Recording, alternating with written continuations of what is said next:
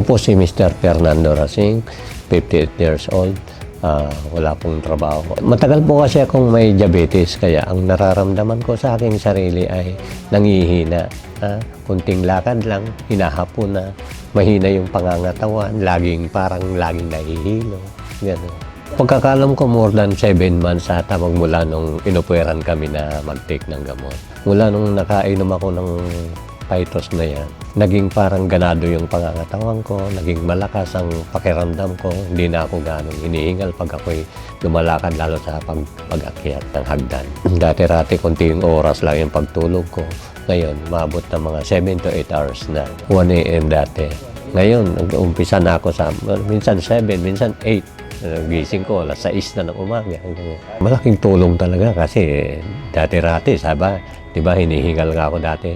Ngayon, talaga, sa edad kong ito, nakakapaglaro pa ako ng basketball. Lumakas ang pakiramdam ko talaga. Maganda po talaga na mai-recommenda sa iba para makita nila yung kagandahan ng Phytos na yan.